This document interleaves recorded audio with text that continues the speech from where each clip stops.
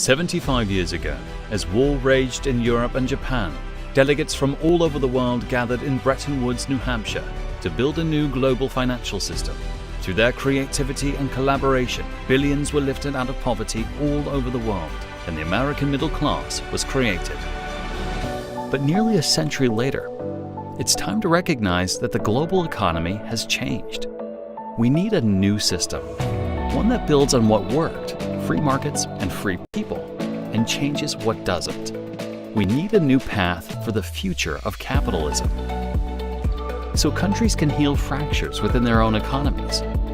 From excessive inequality to job loss from technology, we need to win the race for the future of money.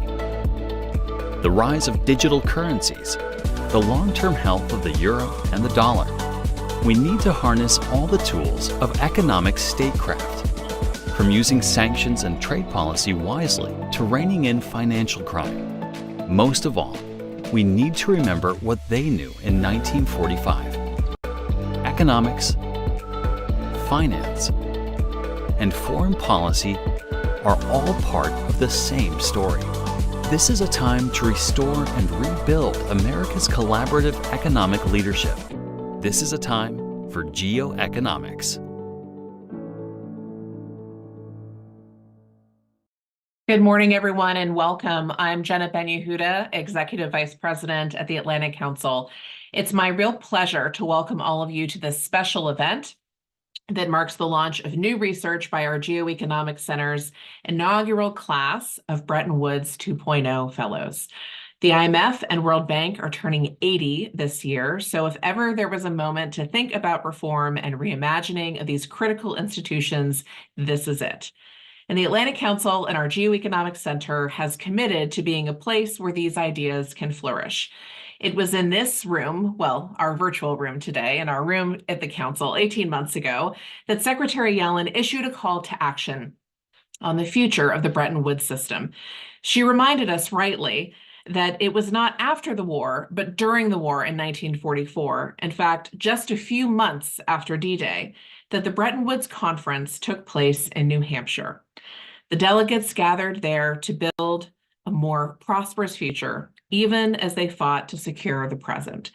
So we can't wait, Secretary Yellen said. Our Geoeconomics Center took that call to action seriously. The center swiftly initiated the Bretton Woods 2.0 project in October 2022 to focus key areas of reform on issues ranging from digital currency to climate change. And during the World Bank and IMF meetings, they hosted dozens of finance ministers and central bank governors from around the world and discussed with them the future of Bretton Woods. But they didn't stop there. They wanted to invest not just in ideas, but in the people behind the ideas. So today, we are really thrilled to introduce our inaugural class of Bretton Woods 2.0 Fellows. This one-of-a-kind program in Washington, D.C.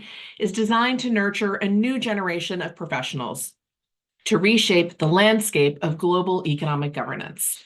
These fellows bring diverse global perspectives, ensuring a rich and varied dialogue on economic governance, far from the usual conversations in Washington and other capitals. Their enthusiasm and creativity aligns perfectly with the Atlantic Council's mission to shape our global future together.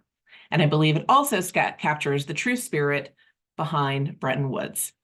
Over the past 8 months, our 7 Bretton Woods Fellows, who hail from the US, India, Slovakia, Italy, UK, Iran, and Japan, worked in groups envisioning new answers for the global economy. And they partnered with 9 next-gen fellows, undergraduate students from underrepresented backgrounds in international finance, adding critical, fresh perspectives to our initiative.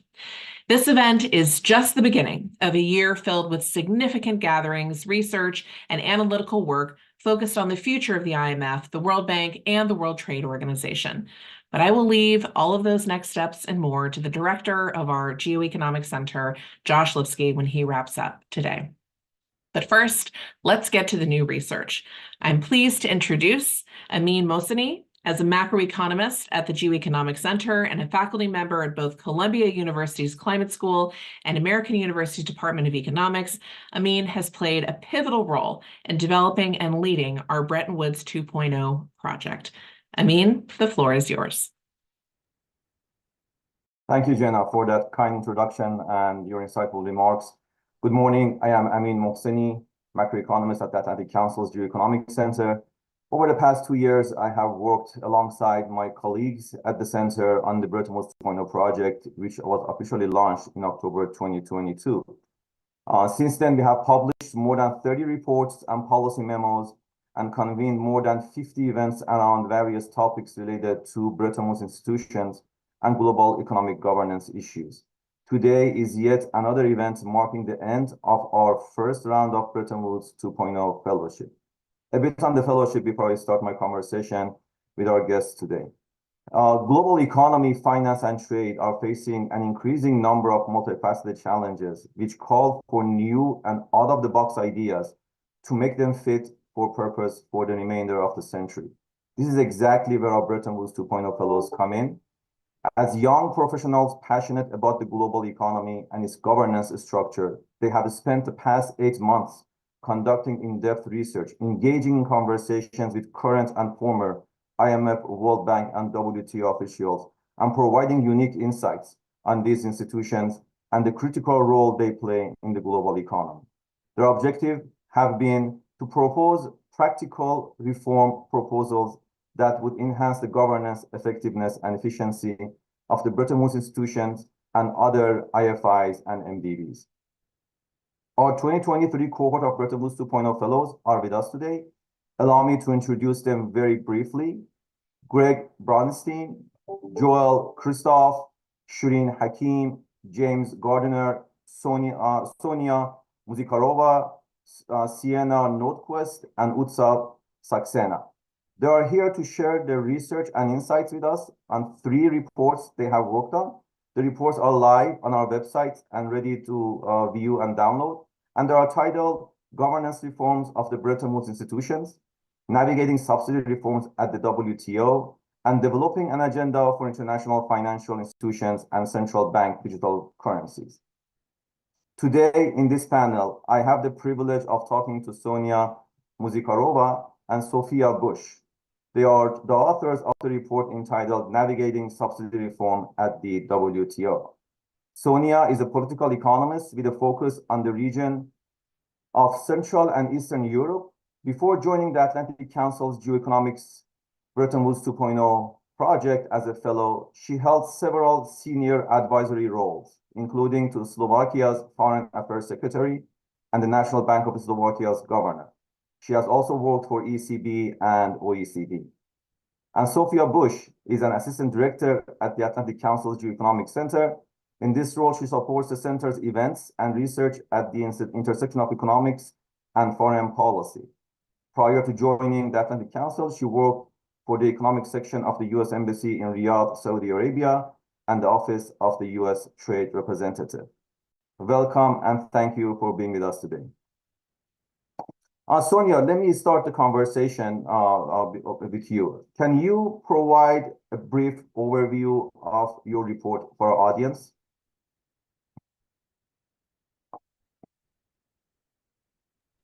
Yes, absolutely. And thank you very much to both Jenna and Amin, and also to the whole geoeconomics team for their support throughout this research. So in the nutshell, our research with Sophia looks at subsidy reform at the WTO in an environment where the global trading system is increasingly fragmented. We know that the WTO has been a powerful engine for overall economic expansion during globalization's heyday and prior to it.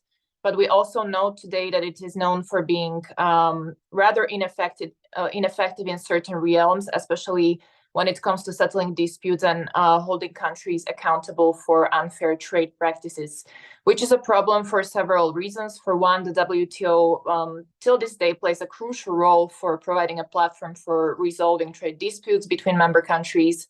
So if it is ineffective, countries tend to resort to unilateral measures, leading to increased trade tensions, disputes, uncertainty, all those things that we don't want.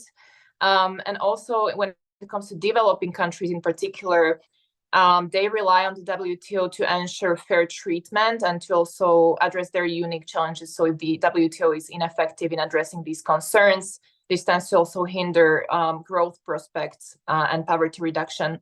And finally, an ineffective WTO may struggle to adapt and address some contemporary issues having to do with the nexus of digital and green, e-commerce, things like that. So what we do in the paper and in our research, we first go and unpick some of the factors behind this shift from trade liberalism to the current point where national security considerations take precedence. So we look at some of the structural factors in the global economy, institutional factors, and some geoeconomic events.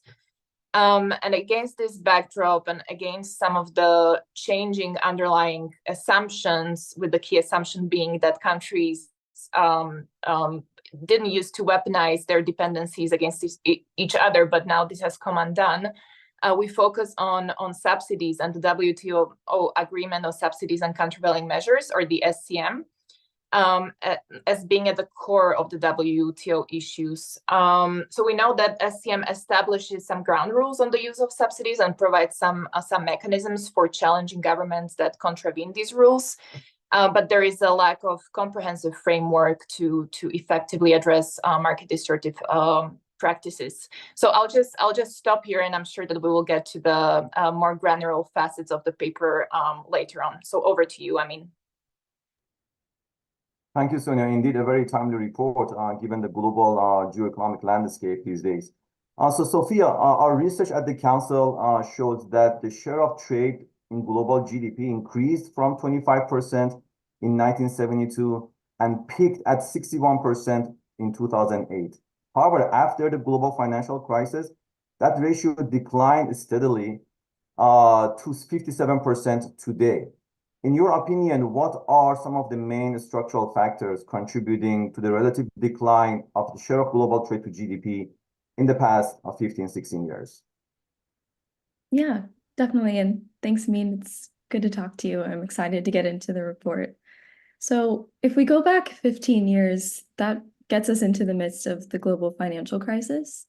And when trade started becoming associated with job loss, outsourcing, and the hollowing out of American manufacturing, that led to really a backlash against trade openness and liberalization. And governments started putting up barriers to trade. And it's no coincidence that this follows China's accession to the WTO in 2001, other emerging markets reducing barriers to trade, and also China's exports as a percent of GDP peaking in 2006. So fast forward a little bit to 2018, then we see the Trump administration imposing 25% tariff on Chinese exports worth $50 billion.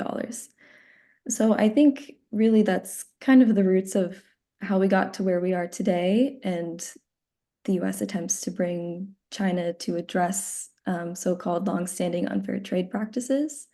And so this backlash against globalization and the leveling off of trade openness, those are really the structural issues that we had to wrestle with as we were working through this report.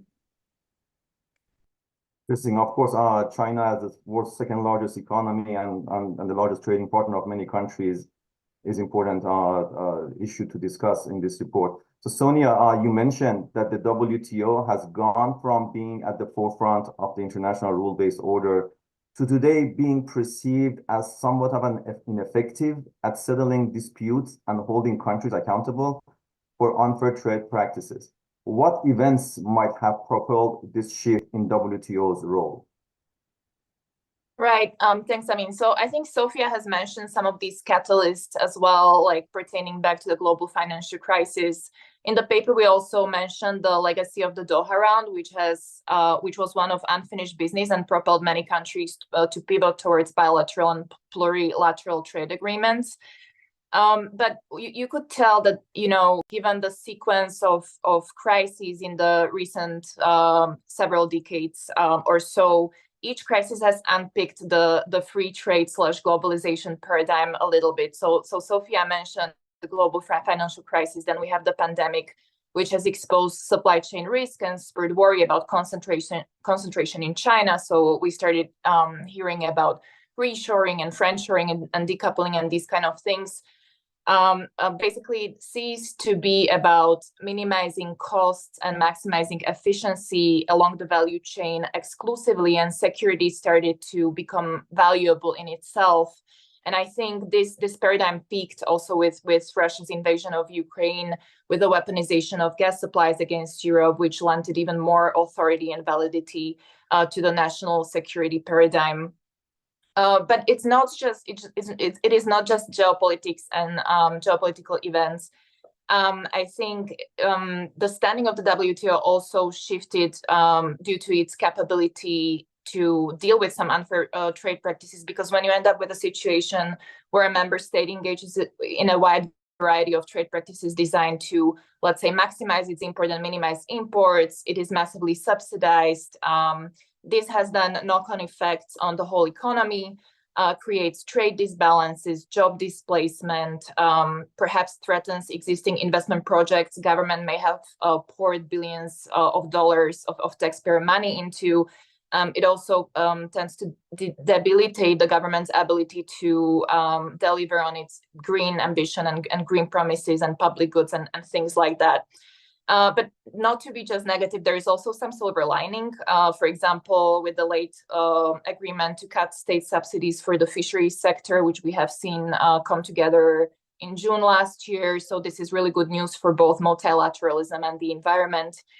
But I think one thing that is also important to mention, that we need to do a better job at also selling this to electorates when it comes to domestic politics.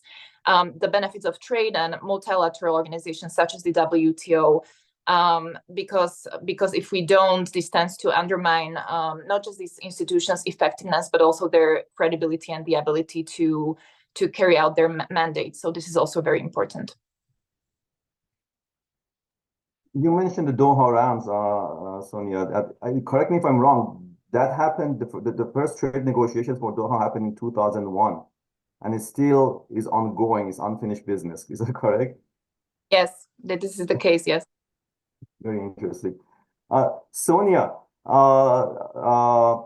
there are several areas of potential WTO reform underlying ongoing discussions and research, including the continuing self-attestation of some countries as developing economies, the functioning of the appellate body, the appointment of new members, or issues related to tariffs on e-commerce, investment protections, and environmental and labor standards.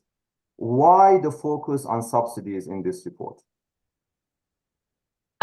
Yeah, well, I think all of these areas, I mean, that you have mentioned actually deserve some modernization efforts and are really important reform areas. But the pool of political capital in the present rather tense geopolitical terrain is limited. So we believe that expanding it on subsidies and the SCM is a bang for the buck issue. And this is for several reasons. Well, first of all, since 2008, we have seen subsidization surge globally.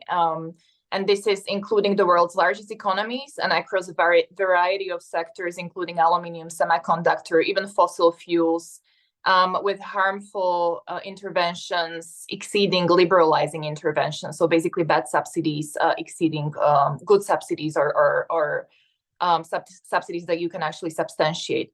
Secondly, there is a lot what firms received that isn't captured neither by current statistics nor by current rules. So there is this yawning regulatory gap and a gap in measurement and data to be tackled, which is really important.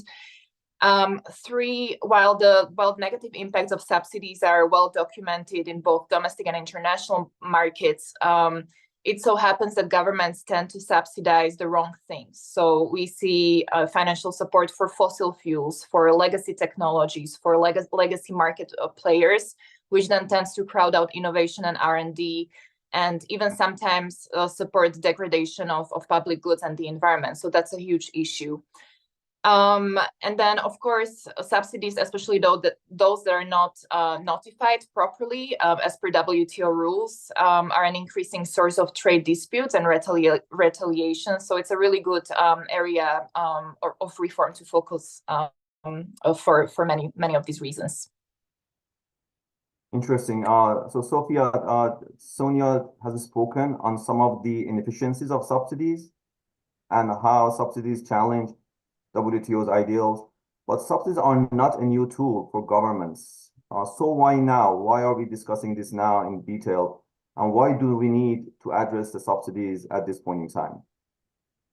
Yeah, you're right. I mean, it's definitely not a new tool, but I think when we were working on this research and thinking through the report, there's really just some new legislation and subsidies that we couldn't ignore. So there's the US Inflation Reduction Act, the EU Green Deal, and the Made in China 2025 strategy. And the US Inflation Reduction Act is maybe one of the most dramatic examples of this kind of reorientation away from free trade rules that we're talking about. So we had to address that, and WTO members have expressed concerns about a race to the bottom and the Inflation Reduction Act specifically for the way that it treats domestic and foreign producers differently. So if we're talking about WTO reform, we had to look at what members are concerned about right now, and now's the time to really address subsidies. I agree with you on that. I was at COP28 and the issue of RIA was coming up left and right from many experts in that gathering. So Sophia, based on your research, what are some of the key characteristics of WTO as an organization that can make it more relevant even in today's fragmented geoeconomic landscape? So it is, of course, a tough sell in many ways, but relevance depends on who you ask. So governments around the world are going to have different answers to this question, as the WTO can only be relevant so far as it helps governments achieve their objectives. That said, it does have two unique features that we used to kind of build out our recommendations and our approach here. The first is that it has a set of rules that all of the members have agreed to. And secondly, that membership represents 98% of global trade.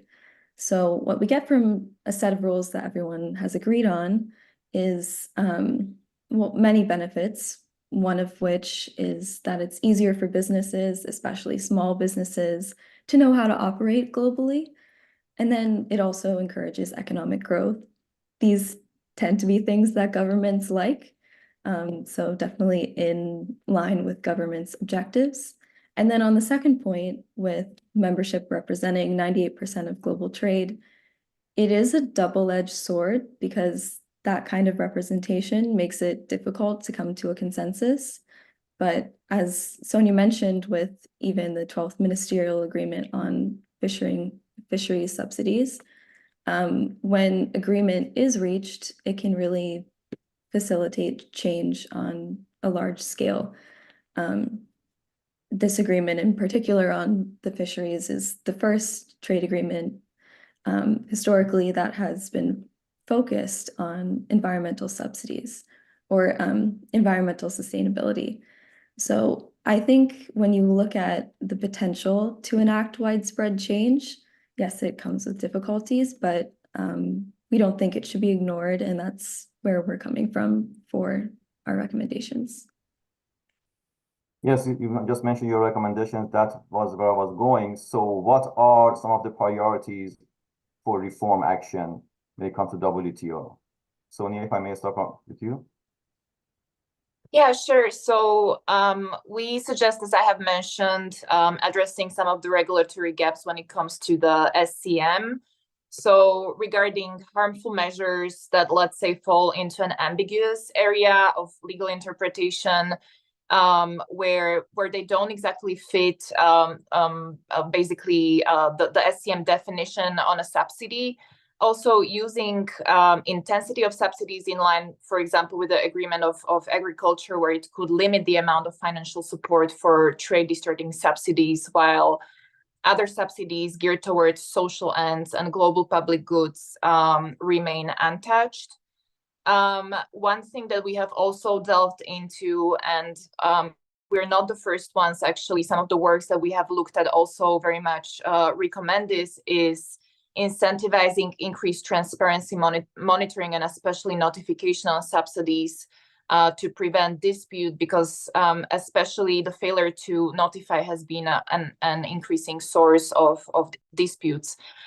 So things like enforcing penalties on late notifiers, especially for non-LDC members, so richer or middle-income countries that repeatedly fail to notify.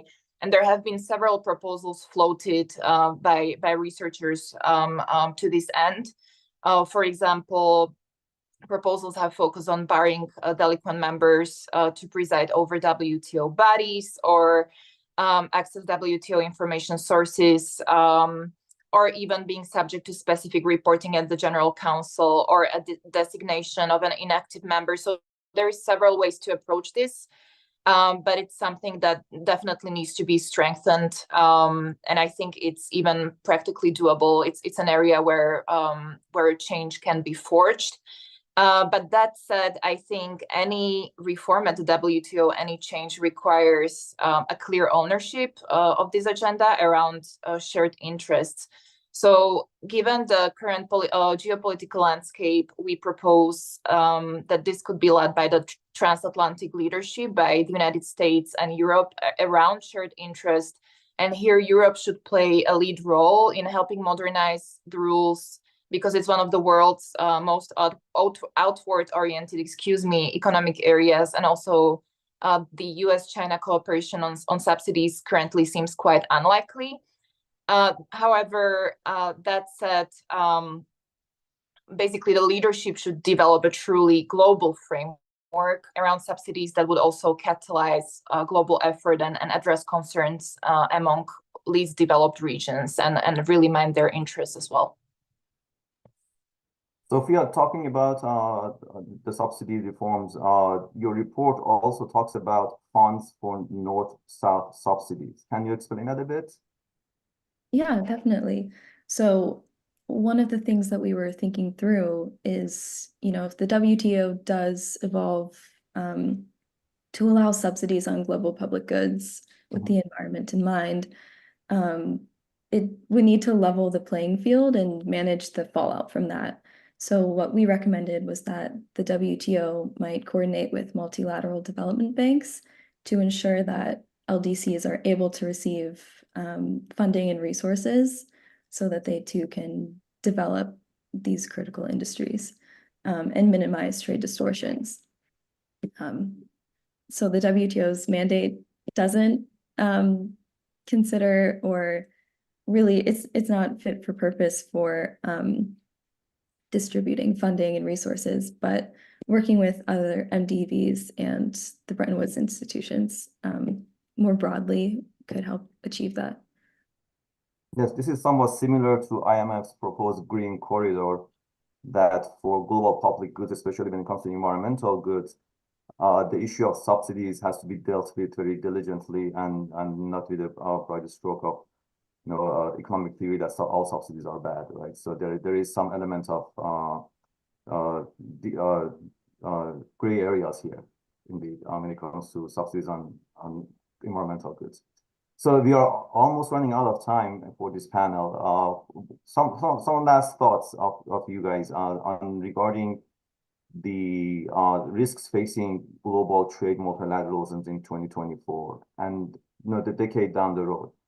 How do you see the global trade landscape evolving, and what do you think these risks are moving forward? Sonia, let me start with you. Okay, sure. Well, I think the stakes are pretty high in general in the coming years. I think we may be approaching an inflection point in many ways when it comes to multilateralism and the rules-based order. as we face this extraordinary confluence of events, both economic and geopolitical disruptions, and also continued global political fragmentation, which I believe is set to continue for some time.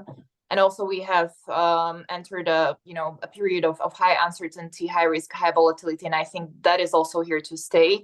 This is partially due to the fact that risks really emanate from a large number of sources, be it debt distress in emerging markets, new armed conflicts, wars.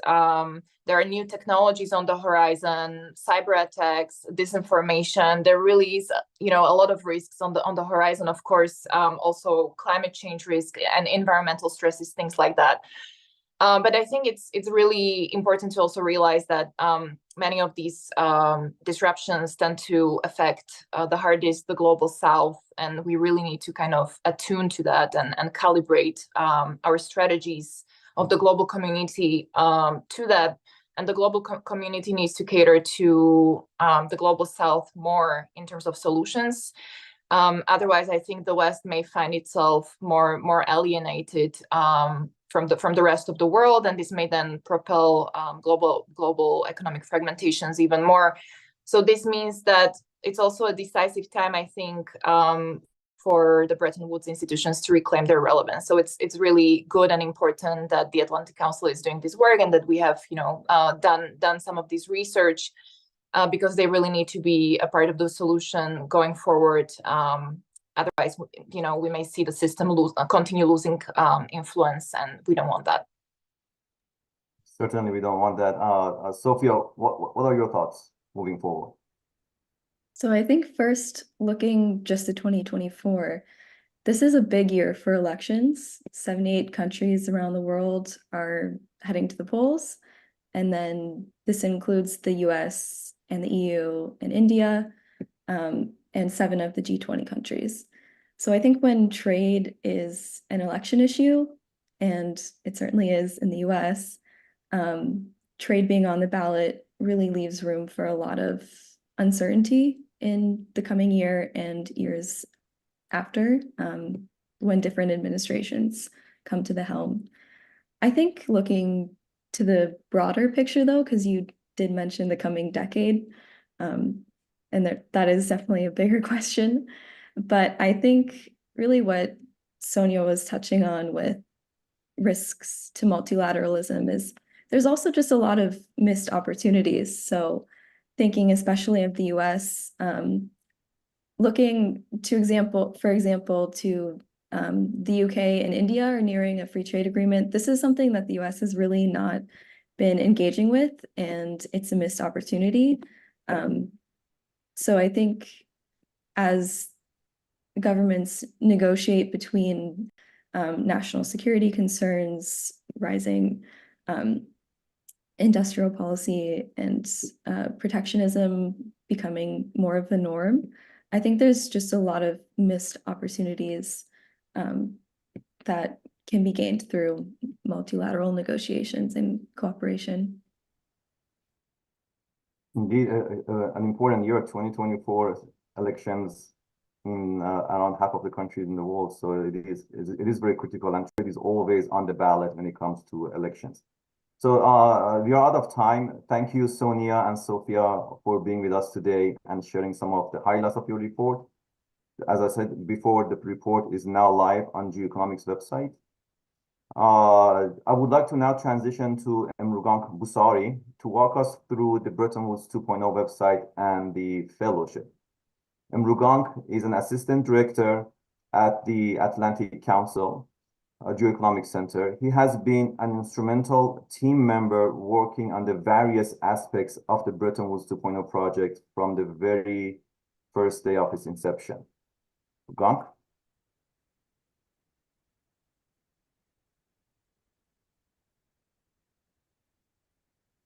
Thanks, Amin, and thanks to all of our participants and to all of our audiences for joining today. As you know, the Bretton Woods Institutions were created in 1944 with the aim of effectively governing international finance. But 80 years later, the global economy today would be completely unrecognizable to the original crafters of the Bretton Woods Institutions. Emerging markets like China, India, Brazil, Egypt, and several others have become a lot more influential in the global economy. At the same time, non-state actors such as multinational corporations, sovereign wealth funds, pension funds also control large financial assets. Rapid technological change, specifically in the form of digital currencies, have raised new questions about global governance. And also the global economy today is facing a series of challenges, unprecedented challenges, such as geopolitical rivalries, climate change, sovereign debt distress, aging populations, among several others. And so it is within this context that the Bretton Woods 2.0 project aims to create a blueprint of realistic reforms that will allow the IMF, the World Bank, and the World Trade Organization to more effectively govern the global economy and international trade and finance. And to that end, to do that, we conduct a series of research and publications and events to advance the agenda on reform. And in fact, just during the annual meetings in Marrakesh in October, we released 4 new publications. Indeed, Gong. In addition to those 4 new publications, we have published a dozen reports on various aspects of global economy and Bretton Woods institutions, ranging from climate change, the role of Africa in global economy, as mentioned, increasing geoeconomic and geopolitical fragmentations, and how should the IMF, World Bank, and WTO operate in this changing landscape. The China's view on Bretton Woods institutions, and many more, and all of this have been done in the past 15 months since the launch of the project in October 2022. But in addition, in addition to the reports we have published, dozens of blogs that we have published, we are also covering the global economy through a lot of databases that we have generated at our own center, covering areas such as voting quotas in IMF and the World Bank, the rise of new actors in the global economy, aging population, access to basic infrastructure, public debt, economic statecrafts and sanctions, emissions and climate issues, and the role of non-state and quasi-state actors in the global development agenda. So all of these graphs capture an aspect of the global economy and some of the challenges facing the global economy. But I would like to focus on the role of non-state actors, the private sector, that has been mentioned several times in the annual meetings as well. And if you look at this graph, for example, if you go over Egypt, for example, you can see that 18 multinational companies have market caps larger than the GDP of Egypt. And for example, with Sudan, that would be 500 plus multinational companies. So the role of private sector in global development agenda is huge. And that is what our next round of fellowships in 2024 is going to focus on. But in Marrakesh meetings, we also held many events. As we mentioned, over the past 15 months, we have had more than 50 events covering various aspects of the Bretton Woods institutions and global economy. That's right, Amin. And in fact, like you mentioned, it's a priority for us that reform of these institutions must be an inclusive process that inculcates diverse opinions from around the world. And to do that, like you mentioned, in the last 2 years, we've hosted over 50 events, including with the president of the World Bank, with the Director General of the World Trade Organization, with the US Treasury Secretary, with the president of the European Central Bank, but also with finance ministers, central bank governors, and thought leaders from around the world, from India, from Argentina, from Brazil, Mexico, Ukraine, Spain, Ghana, Senegal, Pakistan. So really all around the world. And our biggest events were held at the annual meetings in Marrakesh from inside the venue last year. But that is not all, Amin. There's more. Exactly, and that is what we are very proud of about our events that we are holding. But it's not only about the current leaders, but also about the future leaders that will shape the global economic governance and the structure. Hence, our application for 2024 Bretton Woods 2.0 Fellowship is now open, and we are now accepting applications. And we look forward to working with a new cohort of fellows in 2024. Yes, very much looking forward to applications, and please reach out to us with any questions you may have about this fellowship as well. Thank you, Gong. Thank you for all of your support for the project. Now I would like to transition to Martin Mulheisen, Martin is a senior fellow at Geoeconomic Center and a former chief of staff and director for strategy, policy, and review at the IMF. Martin, the floor is yours. Thank you very much, Amin. Thanks for inviting me, and it's a great pleasure to talk about my old shop, the IMF, with several young researchers that have very interesting and brilliant ideas about how to reform these institutions. Let's start with a paper on the agenda for IFIs regarding the central bank digital currencies. And I'm joined here by Utsaf Brownstein, who wrote an issue brief for the Atlantic Council, and would like to introduce that brief now. For a brief introduction, Utsaf is a research fellow at the National Institute of Public Finance, which is a research institute under India's finance ministry. He has previously worked at the RBI, the well-known Reserve Bank of India, and the Indian Council for Research on International Relations, among others. And quite remarkably, he's also the host of an international economics podcast. Greg Brownstein is an independent research consultant who most recently worked as deputy director of the Bretton Woods Committee, where he led research on the IMF's special drawing rights, sovereign debt relief, and World Bank funding, among others. He previously also worked at the National Democratic Institute and as a researcher for the Atlantic Council. Welcome to the two of you. And Utsaf, you were going to give us an introduction of the report, and then we go a little bit into a Q&A. Please, Utsaf, the floor is yours. Sure. Thank you, Martin. Thank you, everyone, for joining in. And thank you to everyone at the Atlantic Council for the support that we've, Greg and I have received over the last year or so. So our paper, the work that we've done is titled Developing an Agenda for the international financial institutions, 3 of them, and CBDC. Currencies are essentially a digital form of cash or money that's issued directly by the central bank. And now it usually exists in 2 forms. That's retail CBDC, that is for use by individuals like you and me, and wholesale CBDCs, that is used by financial institutions. Now, as the Atlantic Council's own CBDC tracker shows us, more than 100 countries across the world and their central banks are exploring the use of CBDCs for a variety of reasons. And these include improving monetary policy transmission, safeguarding or improving financial stability, I should say, and upgrading their payment systems. And as digital forms of money, and much of this is inspired from the cryptocurrency revolution that has occurred over the last 15 years. CBDCs really give their issuers, that is central banks and governments, unparalleled control and opportunities with regard to programmability, composability, and so on.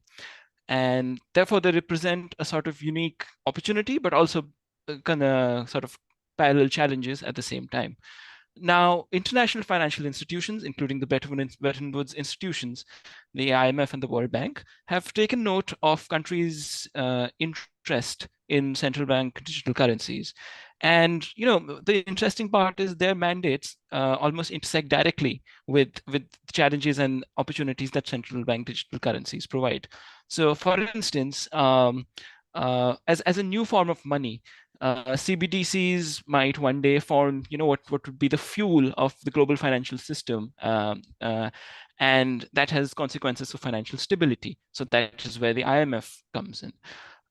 Similarly, central bank digital currencies also, kind of give us a fresh slate to think about the role of money and the role of financial institutions, especially for developing countries, whose systems might not be very well, might not be in place.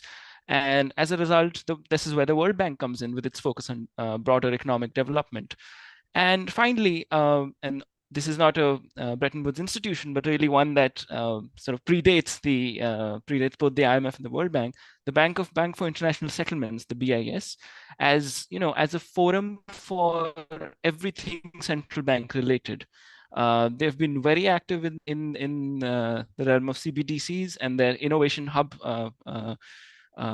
initiative, for instance, has a number of interesting projects with central banks all across the world. And so they are sort of almost like a natural forum for discussion and deliberation around central bank digital currencies. Now, so from these three institutions, we can see, a sort of global governance architecture that's forming.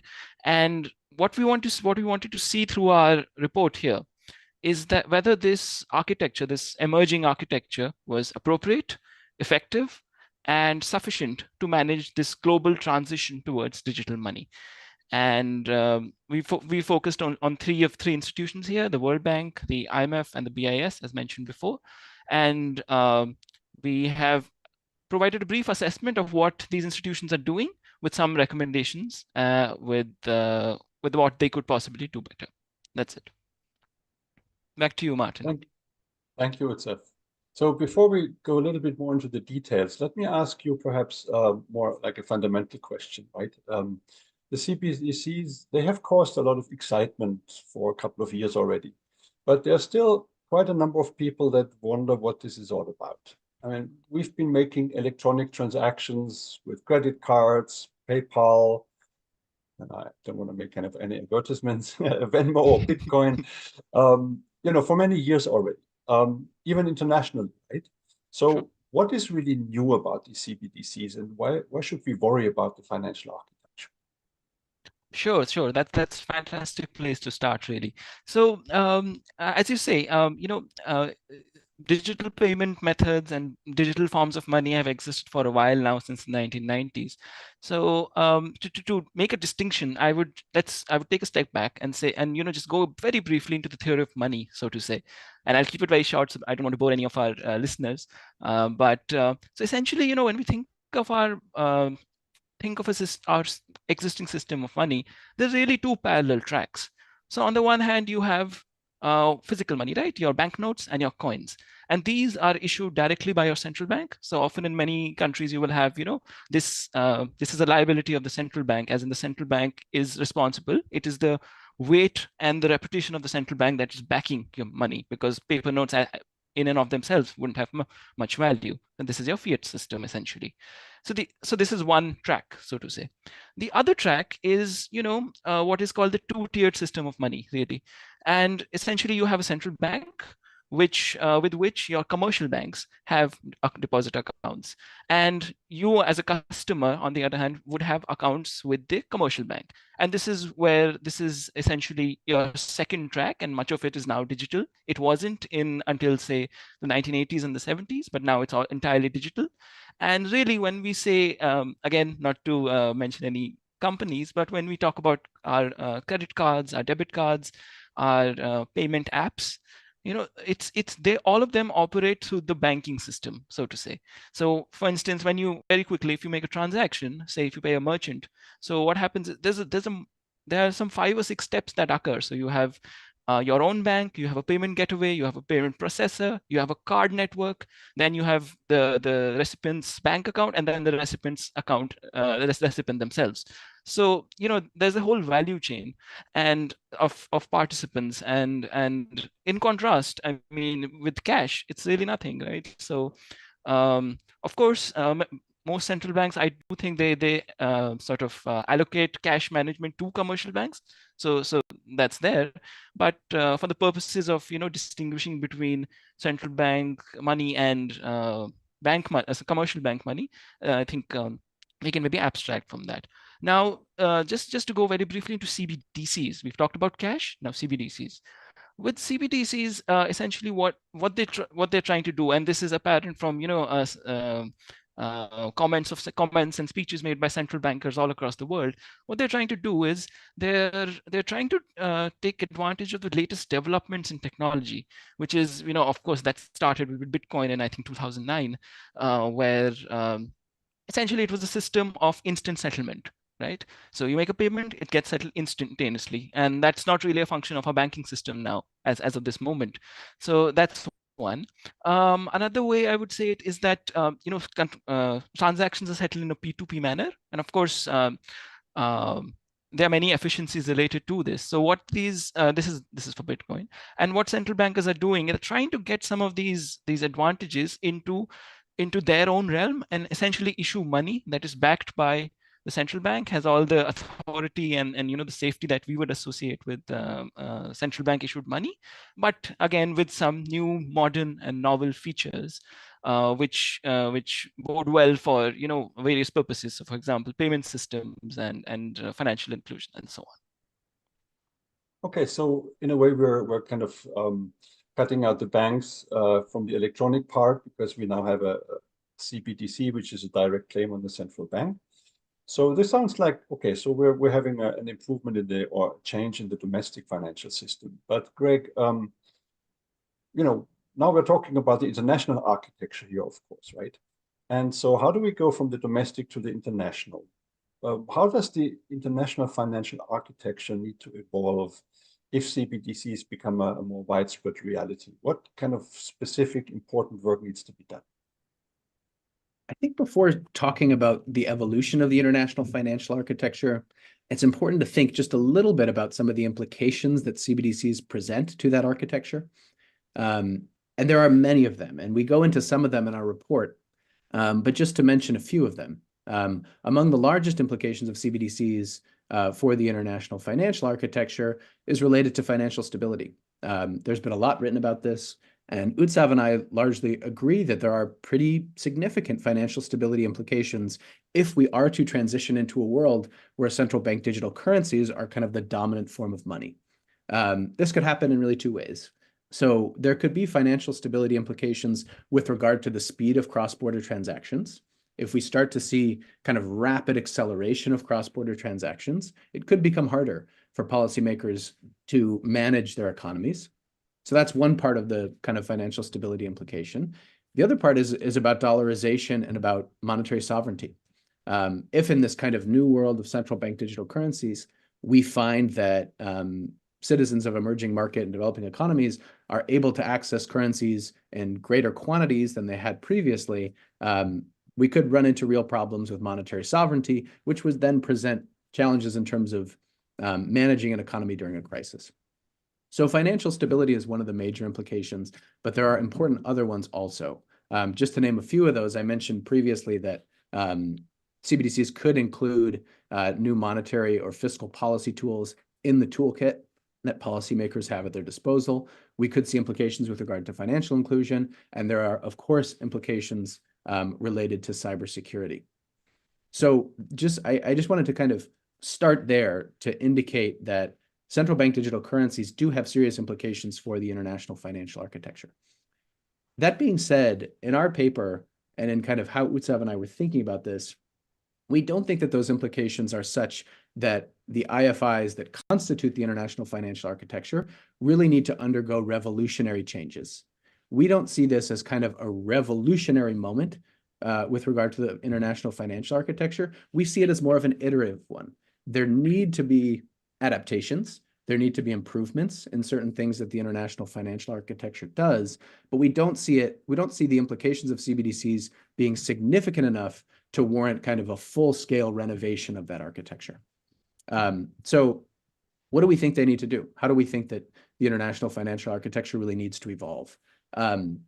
We think they need to double down on a few things. One of the kind of key functions of the international financial architecture and of international organizations broadly is sharing information. In our report, we highlight a couple ways that we think the IFIs and the IMF in particular can do a better job sharing information about emerging CBDC policy and technological developments. So information sharing is one thing. We also think they can do a lot more with regard to technical assistance. The IFIs have obviously very constrained budgets at this point. They're taking on a lot of different issues. There are multiple crises that they're trying to manage simultaneously. So we recognize that it's been a challenge to get the resources that are required to meet demand for technical assistance. But we think it's really important that policymakers, governors of these institutions make every effort to meet the demand for technical assistance so that countries that are undergoing this transition to a central bank digital currency have the support and the information that they need. So technical assistance is another thing we think they really need to double down on.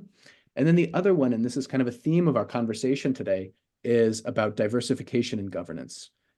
We think it's really important to bring new voices, new experts, new perspectives into this conversation about CBDCs to make sure that the demands and the interests of a broader swath of communities is recognized and kind of built into this emerging architecture. So we, and hopefully WTOs, this is capturing most of our work. We don't see this as kind of a revolutionary moment. We see it as one where it's important that the IFIs and the architecture double down on some existing features and functions. Evolution, but not revolution. Thank you, Greg. Maybe let me follow up on that one.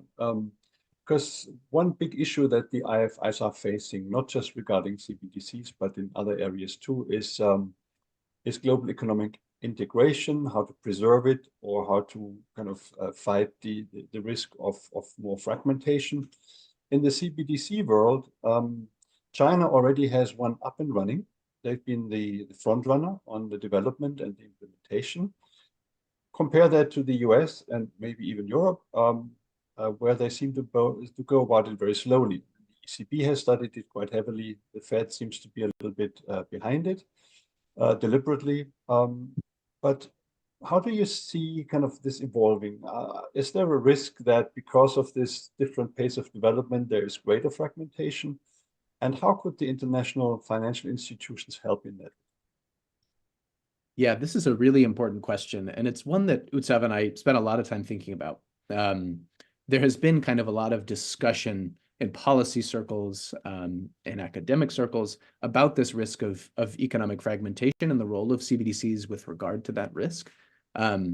We fundamentally see geoeconomic fragmentation as driven by geopolitics, of course, and driven by power relations. We don't think that CBDCs themselves are a cause of fragmentation, but we do think that they can be a kind of accelerant to fragmentation. We think they can kind of quicken the pace at which countries break apart in the international economy. So what are some of those risks? There's a few of them that I think are worth discussing, two in particular. The first one is with regard to payment systems. There was a great piece published by the Atlantic Council a couple of weeks ago, I believe, about this risk of payment system fragmentation and how the development of CBDCs might contribute to that risk.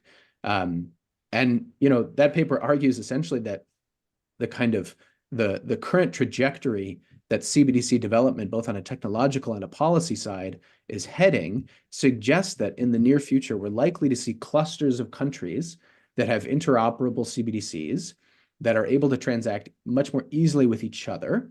And that clustering is in essence, of course, a form of fragmentation. So we think that that's quite likely in payments. Another area of fragmentation that perhaps gets less discussion is with regard to the digital divide and inequality. You mentioned, Martin, the kind of the varied pace at which China and the United States have been pursuing a CBDC. That pace is also varied, of course, with regard to advanced economies and developing ones. And if what we find is that countries with technological and financial assets to really build out a CBDC system, if we see they take a lead and we see that they start to transact more with each other because of the development of CBDCs, we could find that actually the development of CBDCs widens the digital divide rather than narrows it. And that could constitute kind of another form of fragmentation that I think we should have in mind in discussing these issues. There's, of course, other forms of fragmentation that CBDCs might contribute to. I think the really important two are with regard to payments and kind of digital divide and inequality. So then the question is, what can the IFIs do about that? I think there's a couple of things they can do. Perhaps the most ambitious is kind of thinking about new forms of multilateral and inclusive governance. This is the language that Tobias used at the Atlantic Council's CBDC conference a couple of weeks ago, I think in November, I believe. He talked about this form of governance and bringing more diverse voices to the table, bringing more country perspectives to the table, I think is a really important step towards solving this fragmentation problem. I think the question, of course, and I'm excited to hear Joel and Sienna's perspective on this, is can the geopolitical and the institutional design challenges be overcome to actually achieve that kind of multilateral and inclusive governance?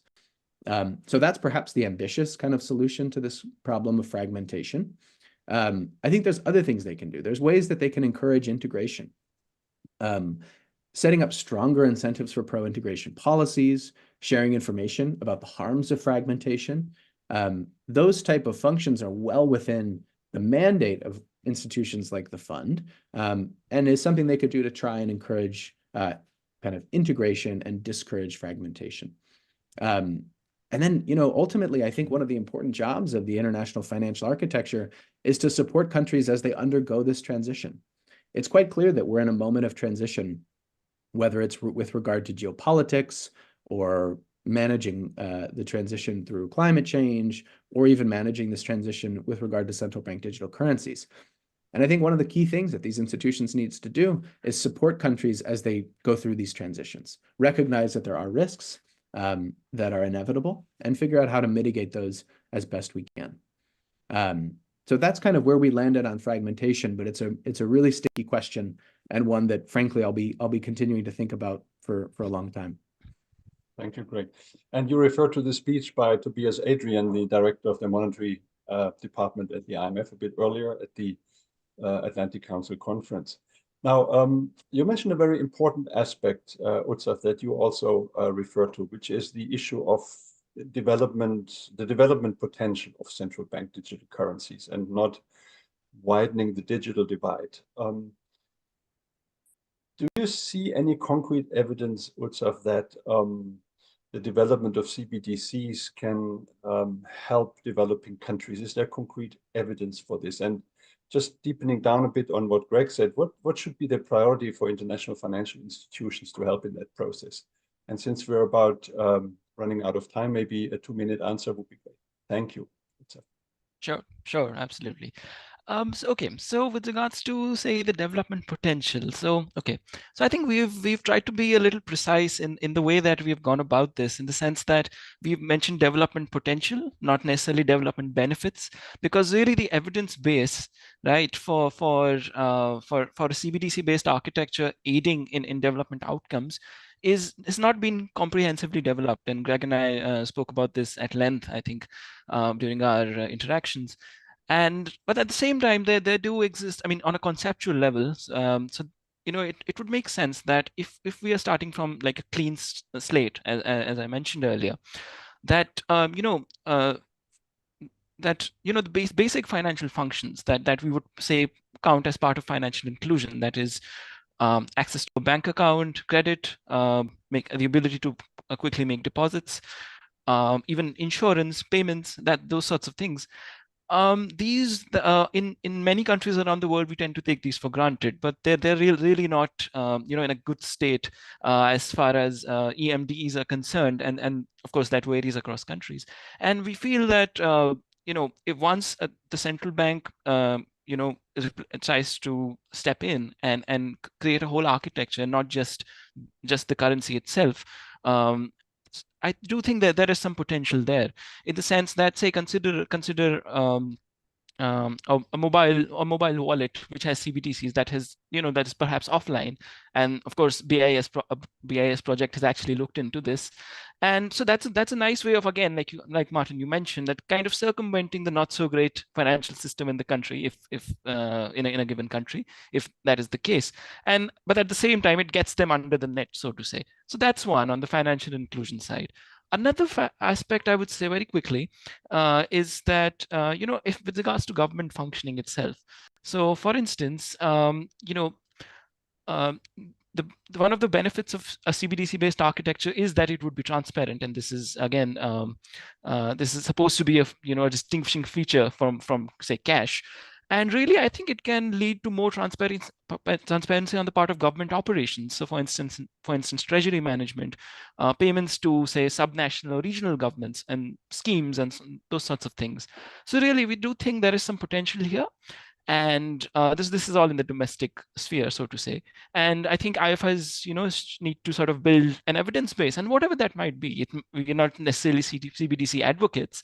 The answer might come out to be either way, but that needs to be done. And finally, just the final point, which is that remittance costs, right? EMDs often have workers, their citizens working abroad, and these remittances form a big proportion of their GDP even.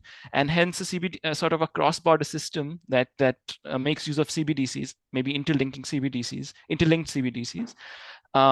helps bring down remittance costs, which are, I think 6% per transaction, according to a recent World Bank report, would be immensely helpful for EMDEs. Thank you very much, Utsa. Thank you very much, Greg. That was a very interesting paper. And now we switch to the hot potato issue of governance reform of the Bretton Woods institutions. And for that, we have Sienna Nordquist here and Joel Christoph, the authors of a paper that also was published today. Sienna Nordquist is a PhD student in social and political science at Bocconi University in Milano, Italy. She has a master's in public and international policy from LSE. Sienna, you have previously served as senior advisor to the Americas region with the UN SDSN Youth Organization, and you've been a champion for change with UN Women. Joel Christoph is currently working on his PhD at the European University Institute in Florence, Italy. There must be something in Italy. And you completed a master's in economics at the Barcelona School of Economics and the EUI, and you recently were a consultant for the World Bank. And remarkably, Joel also co-founded and managed a renewable energy software startup based in Germany, among many other activities. Now, Sienna, without much ado, you're going to give us an introduction to the paper, and then we'll do a bit of Q&A just as we did before. Please, Sienna. Yes, great. Thank you so much, Martin, for the very kind introduction, and thank you as well to the Atlantic Council for this wonderful opportunity to be a part of the inaugural Bretton Woods 2.0 Fellowship. Joel and I had a lot of fun with the interviews and getting to really understand the nuts and bolts of IMF and World Bank governance. I will also start off by saying that, Martin, you and I discussed your own report launch in Marrakesh in October when it was very, very hot. And now we're having a snow day here in Washington, D.C. So I've gone to talk about the IMF and the World Bank under two very different weather conditions. So it's been fun to be here this past year with the Atlantic Council. To summarize our report, we tried to address issues of equity and representation in the IMF and the World Bank. We do this in three separate sections. In the first one, we look at vote shares and quota allocations, and how these institutions can be made more equitable for countries in the global south, low-income countries, and low-middle-income countries.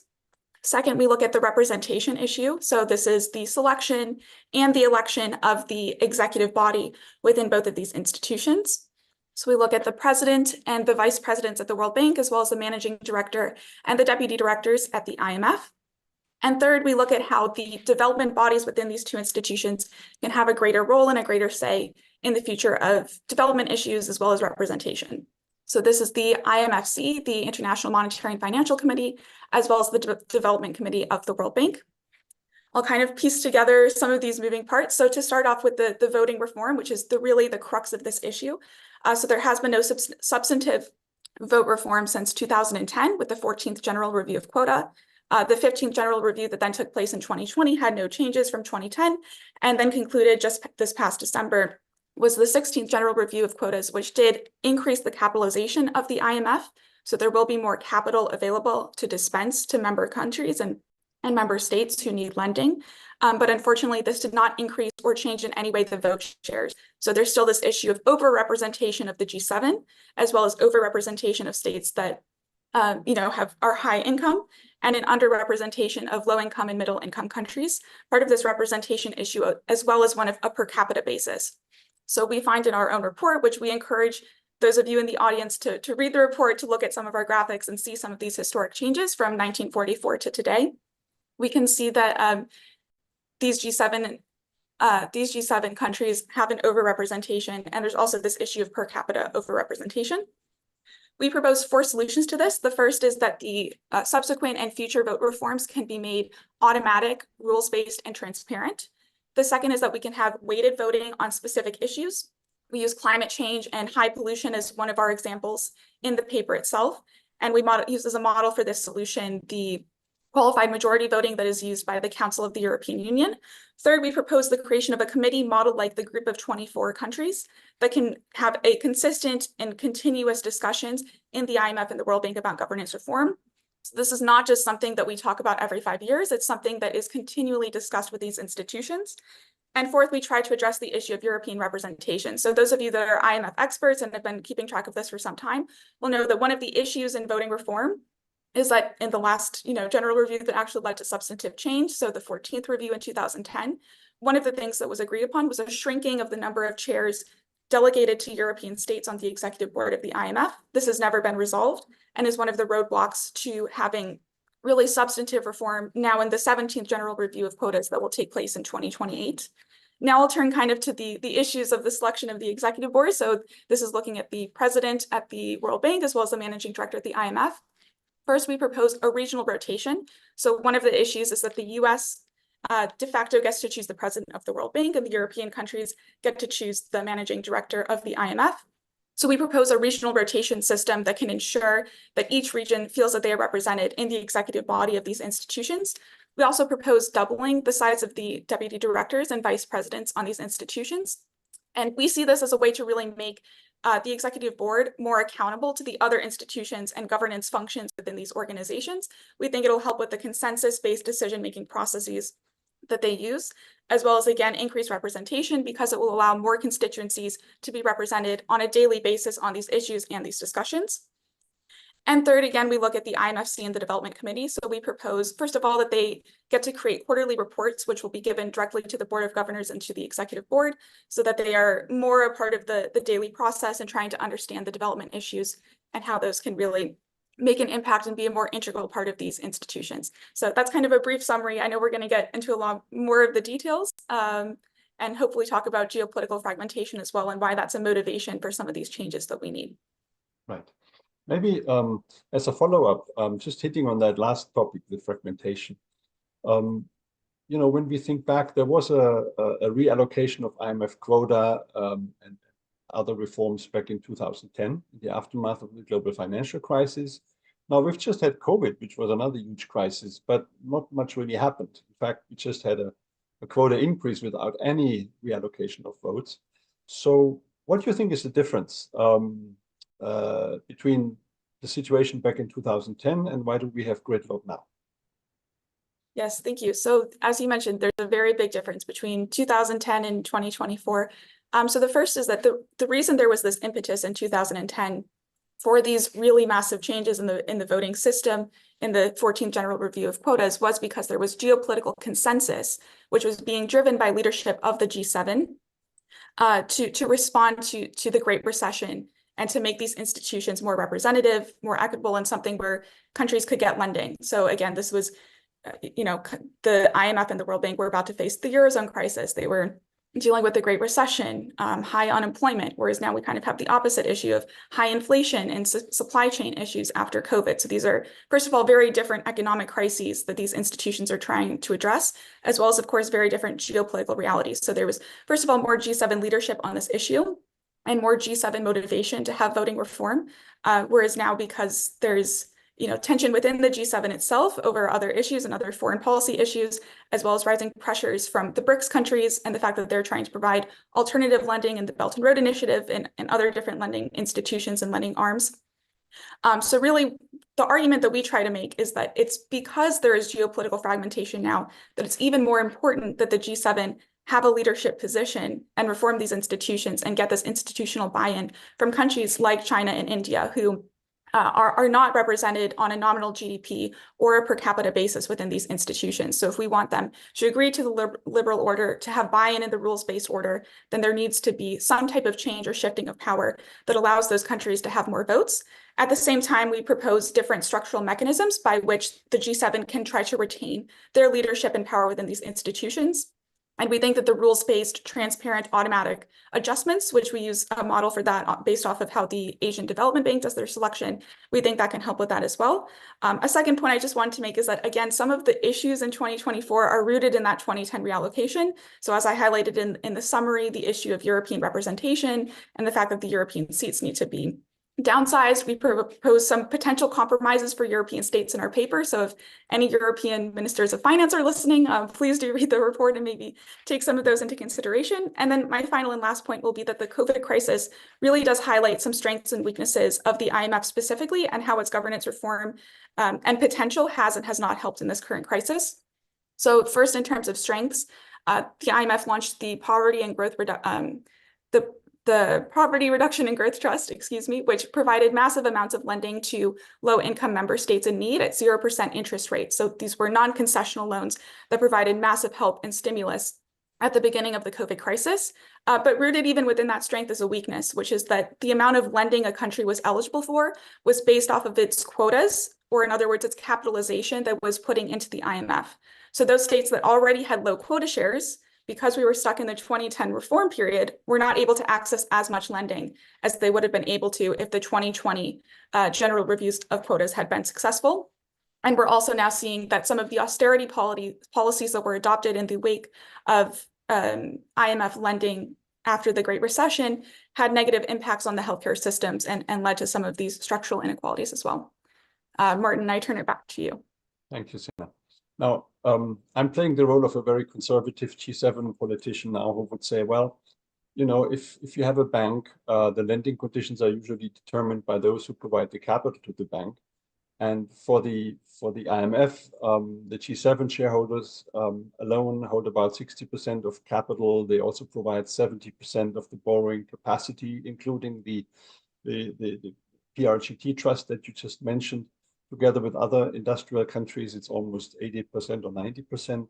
So thinking about the effectiveness of the institutions and the kind of the financial contributions that the industrial countries bring, or the advanced economies, Joelle, do you think it's realistic that we get a major kind of quota reallocation where they would give up control while still providing these financial resources that are necessary? Thank you. In brief, we care not just about the input, but also about the output in terms of the effectiveness. And that's key because on the one hand, the G7's financial contributions to, for instance, the IMF does justify some influence. However, moderate governance changes that expand the representation would actually strengthen the fund's legitimacy and effectiveness in the long term. And so the G7 must balance this control with also ensuring that emerging market countries have a stake, or alternatively risk fragmentation of the global financial architecture. For instance, having quota shares that better reflect the economic weights through gradual and rules-based shifts would modernize governance while preserving de facto G7 influence on major decisions. And this also signals the openness of institutions to serve all member states and not just advanced economies.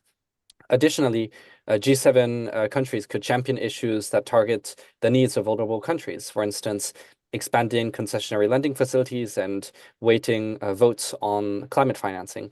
Such moves would demonstrate the commitments to the entire IMF membership. Ceding some control does risk reducing engagement of some G7 members. However, it's important to note that the G7 does currently enjoy vast soft power advantages as well as founding members and large shareholders, particularly taken together. So historical precedents can suggest that advanced economies will be able to still have major influence while also increasing the effectiveness.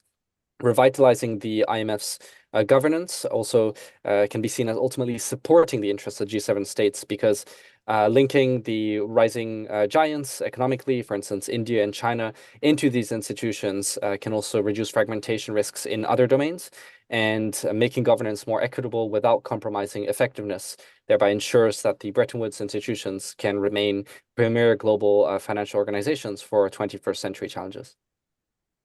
So what you're saying, if I paraphrase you right, is that there may be some short-term issues in the transition, but it would be, of course, in the long-term interest of the institutions regarding the global acceptance if there would be a reform.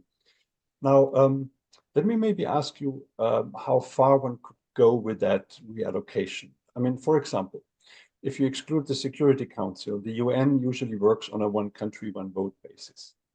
But you don't seem to want to go all that way, right? I mean, even say on climate-related issues where you propose some kind of weighted voting depending on the impact that these issues have on individual countries. You seem to agree that there has to be some weights in how the institutions are governed. So you wouldn't go for all like a one country, one voice, one vote arrangement. Is that correct?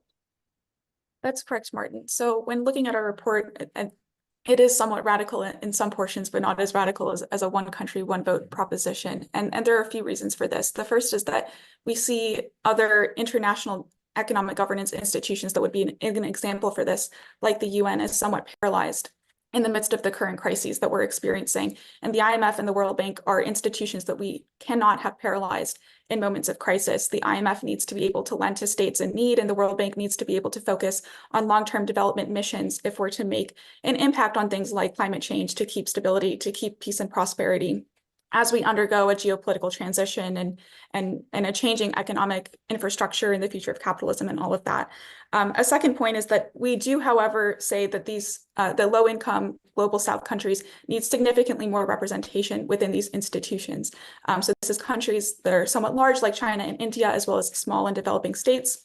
And as you mentioned on the weighted voting issue, so with the qualified majority voting as a model, we propose that on certain issues, so for example, IMF or World Bank lending on climate change or to tackle high levels of pollution, in order for a package to pass, it would need 55% of the regular voting procedures held within the IMF and the World Bank and their articles of agreement, and then 65% of the low emission states would need to sign on for support. So giving those states more power or more say on those specific issues, which in some ways gets us closer to this sort of one country, one model vote, while still keeping the heart and center of the current governance structure of these institutions, which is that as financial and lending institutions, they need to prioritize how the capitalization of the institution itself through those quota allocations is leading to different decisions and outcomes, as well as reflecting the interests of lenders, which again can also be morally and ethically debated. And we do see debtor countries as needing a greater say and a greater voice in the future direction of these institutions and how they can really work for more people in the world, not just those within G7 states. So again, per capita representation is still something we deeply care about within the report. Mm-hmm. Thank you. I mean, question for either of you. You already talked about the need for increased diversity and transparency in the selection process for leadership roles, and you have some very concrete suggestion there. So what do you think, how really might a diversified leadership impact the decision-making and the policies of these institutions? For example, shouldn't we look more for qualification instead of diversity? And what measures can be put in place to ensure a fair and really a merit-based selection process while also considering the geopolitical implications? Yes, in brief, a more diverse IMF and World Bank leadership can better incorporate the varied viewpoints to devise nuanced solutions suited to the context of different countries and not just the countries that might be more constituting the advanced economies. This can raise the policy relevance, the legitimacy, and ultimately bolster global buy-in and build the political capital that will be necessary for current and future crises. An equitable and merit-based selection process is crucial because transparent nomination criteria and public voting can help to safeguard opportunities for the most qualified candidates, regardless of their country or region of origin. And binding vote shares to economic weights can also prevent major shareholders from monopolizing appointments. Additionally, existing leaders must actively encourage credible nominations from underrepresented regions, for instance, in Africa and Latin America. And selection committees should mandate balanced regional representation when shortlisting as well. No doubt geopolitics remains a reality, but even powerful members can stand to gain from this increased diversity because appointing highly competent deputy directors from emerging economies, for instance, elevates new perspectives that will inform decisions and have consequences for decades. So overall, diversification hinges on good faith from all members to not simply advance narrow national interests, and the rewards of enhancing representation include greater credibility for the institutions, better tailored policies that reflect the realities across member states, and with today's mounting crises, strengthening cooperation through diversity is imperative. Now, you said good faith. which is something that politicians sometimes interpret in their own ways. And also, when you talk about qualification, that's often in the eye of the beholder, and unfortunately, too often it's associated with the nationality of a particular candidate. So do you have in mind any mechanisms or proposals how one could kind of narrow down a little bit the criteria for technical competence and how they're being assessed? I mean, after all, it's the executive board of the IMF who selects the managing director, and then it's actually the managing director herself who picks the deputy managing director subject to board approval. But how can one kind of bring in a bit more objectivity in that process? What do you think?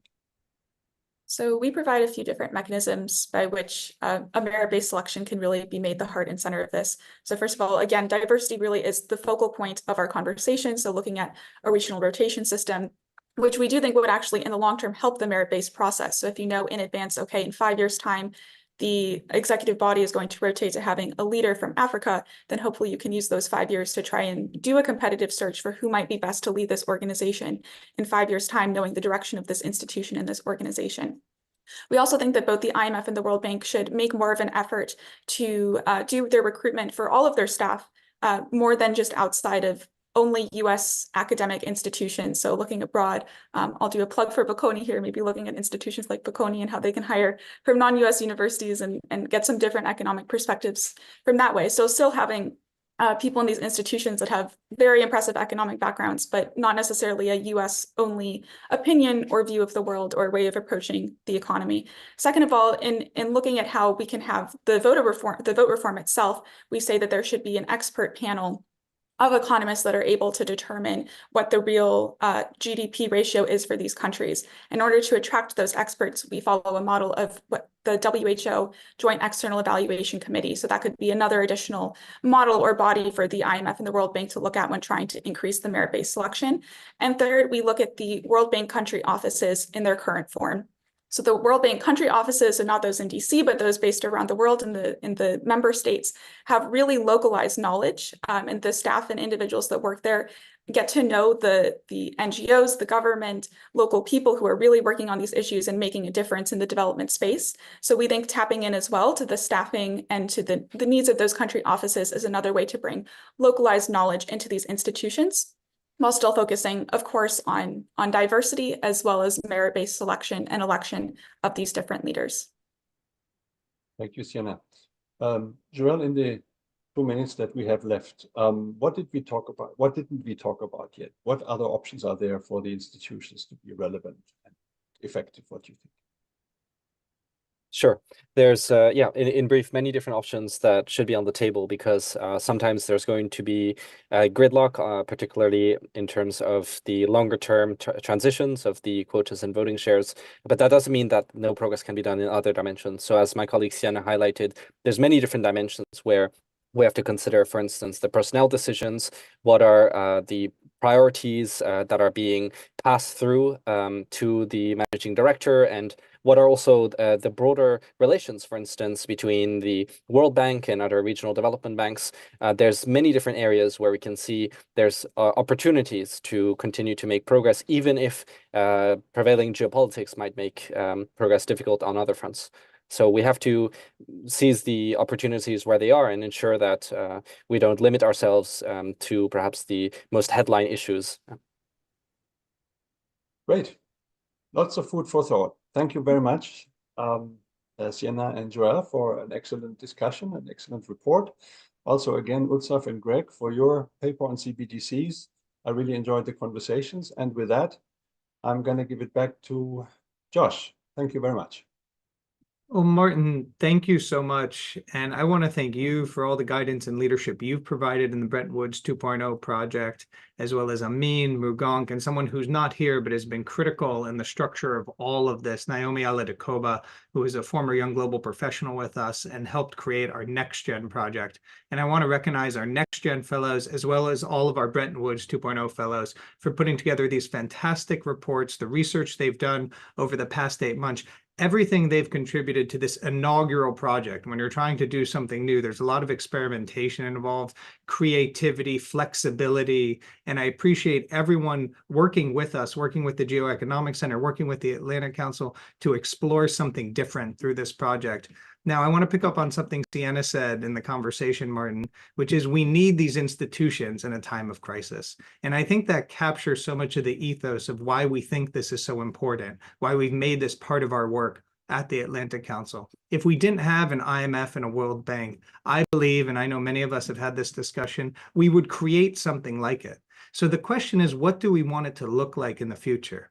And so often in these conversations, my experience has been we all spend too much time looking at the past, patting ourselves on the back about the past 75 years, now going on 80 years of these institutions, looking at their real accomplishments and saying, why aren't people more pleased with that success? And we spend far too little time looking at the next 75 and 80 years and asking the next generation what they want these institutions to be for them. These institutions are not self-fulfilling prophecies. They will not continue to exist without new energy, reformation, revitalization. And if we want them to be fit for purpose for the next 75 and 80 years, as we do because the global economy needs them, we need the Bretton Woods 2.0 project, we need young thinkers, we need new ideas, we need creativity and a community who invested these institutions in the same way the community did in 1944 and 1945. So that's the spirit of this project. And I thank everyone for being part of it.